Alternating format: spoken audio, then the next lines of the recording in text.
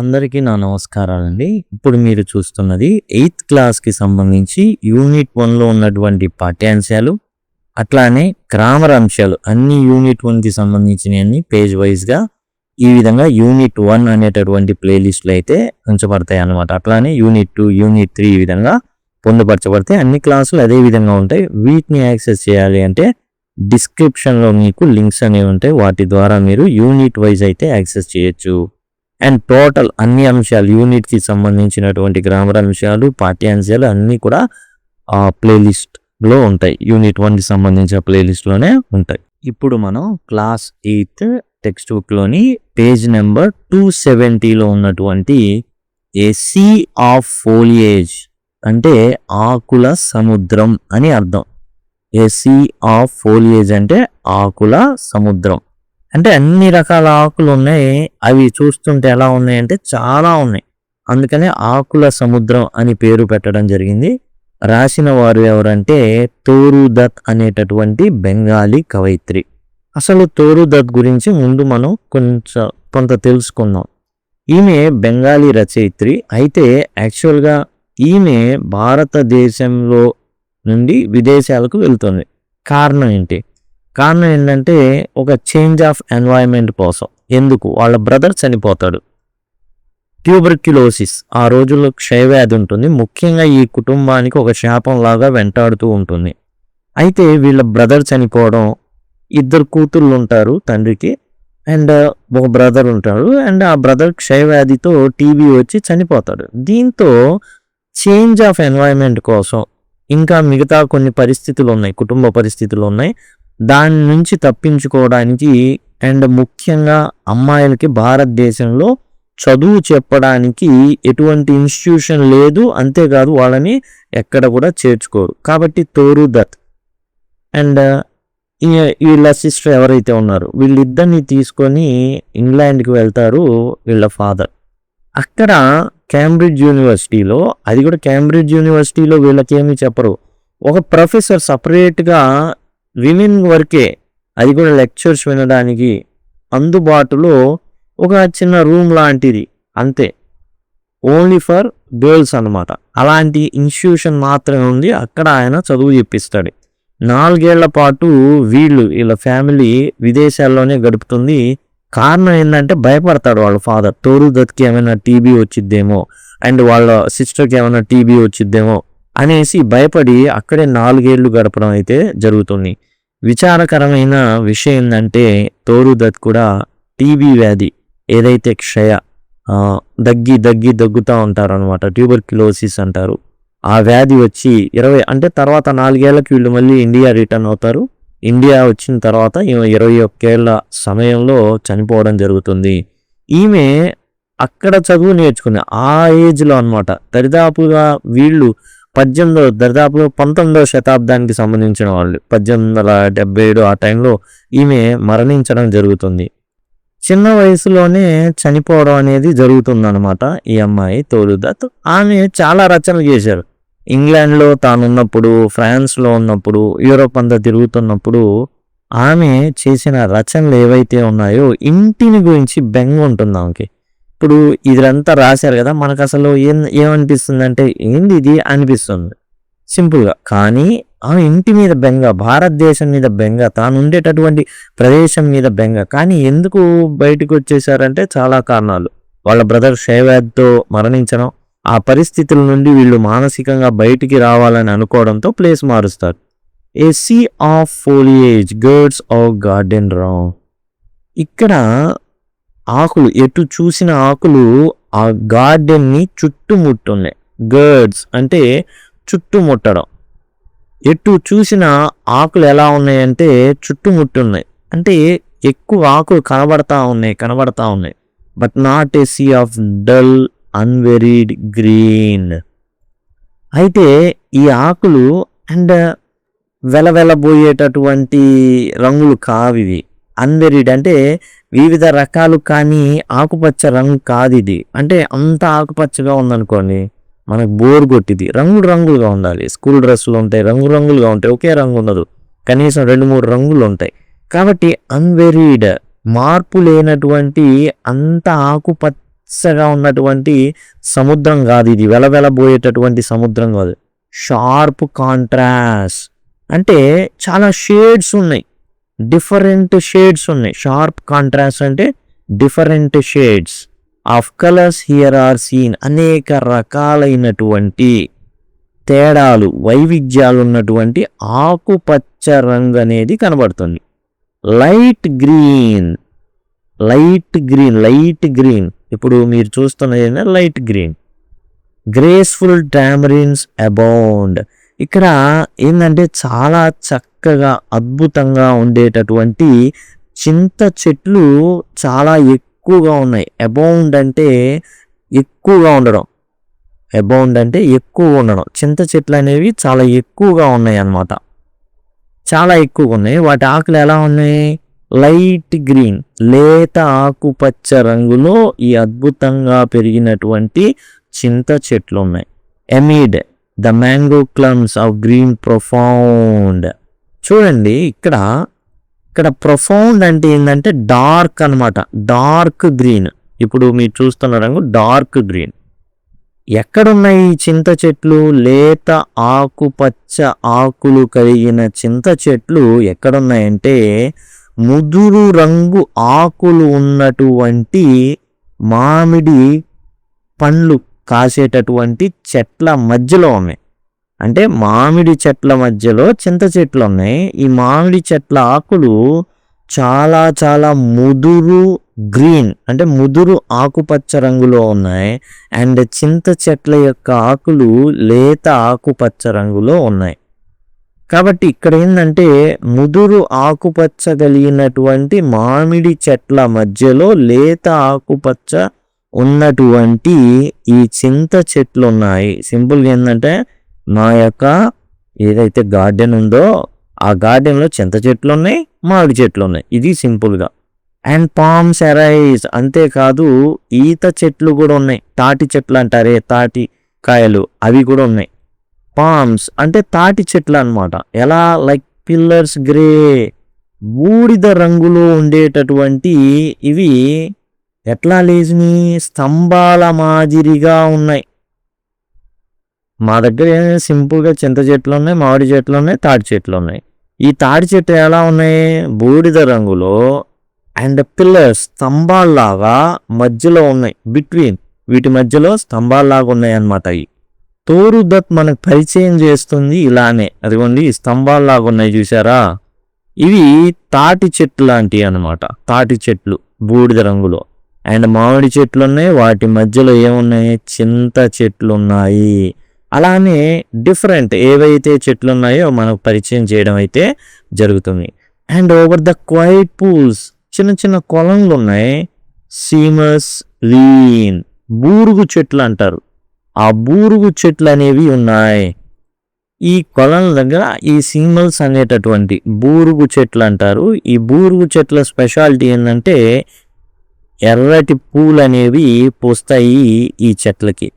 Lean ఆనుకొని కొన్ని చెట్లు ఉన్నాయి. ఇక్కడ మీకు కనబడుతుంది అదిగోండి ఈ ఎర్రటి పూలు ఉన్నటువంటి ఇదే సీమల్స్ ట్రీ అన్నమాట.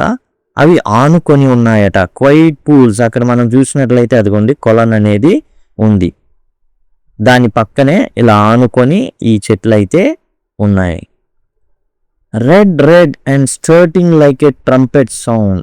ఆ ఆకుపచ్చగా ఉన్నటువంటి ఆ సముద్రంలో మధ్యలో ఎర్రటి పూలు ఉన్నాయో ఎట్లా అయితే ఒక్కసారిగా మనల్ని దృష్టిని ఆకర్షిస్తాయి. స్టర్ట్లింగ్ అంటే దృష్టిని ఆకర్షించడం. ఒక్కసారిగా మన దృష్టిని అయితే అవి ఆకర్షిస్తాయి. ఎందుకు ఆకర్షిస్తాయి అంటే అంత పచ్చగా ఉంది, ఇది మాత్రమే ఎర్రటి పూలు ఉన్నాయి అందుకని. ఎలా అంటే మన సౌండ్లో ఒక బూరధ్వని, ట్రంపెట్ సౌండ్ అంటే బూరధ్వని అన్నమాట. ఎలా అయితే ఒక ట్రంపెట్ పెట్టి గట్టిగా వాయిస్తే ఎంత మాట్లాడుకుంటున్నా వాటి వైపు చూస్తామో, ఆ శబ్దాన్ని గ్రహిస్తామో, అంతటి పచ్చటి సంద్రం లాంటి ఈ ఆకుల మధ్యలో ఈ ఎర్రటి పూలు అనేవి అలా కనబడతాయి. But nothing can be lovelier than the ranges of bamboos. అయితే but nothing can be lovelier than, ఇంతకు మించి ఉంటాయి. ఇది ఇంతే కాదు, ఇంతకు మించి ఉన్నది ఒకటి ఉంది. ఇంతకు మించిన అందం అనేది ఒకటి ఉంది. The ranges of bamboos.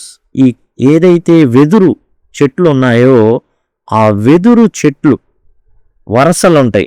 Ranges అంటే వరసలు. Ranges of bamboos to eastward అంటే తూర్పు దిక్కున ఈ వెదురు చెట్లు ఏవైతే ఉంటాయో ఆ వెదురు చెట్ల వరుసలు ఉన్నాయి తూర్పు వైపున.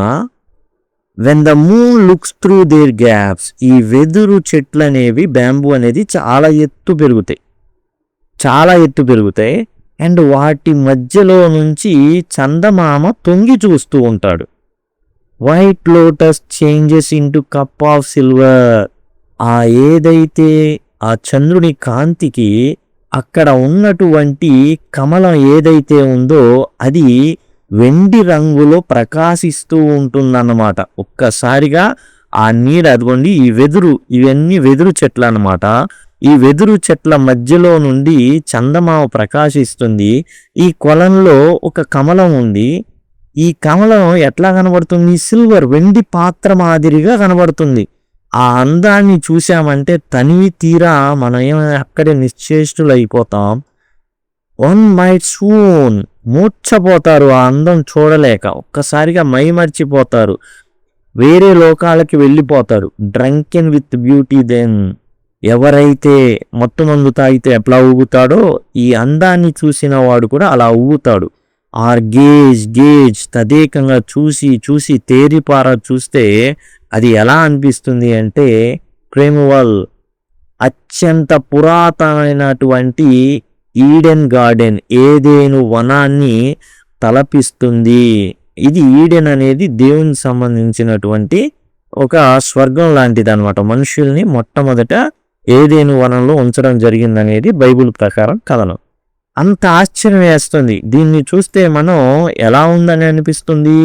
ఈడెన్ గార్డెన్లో ఉన్నామా అని అనిపిస్తుంది.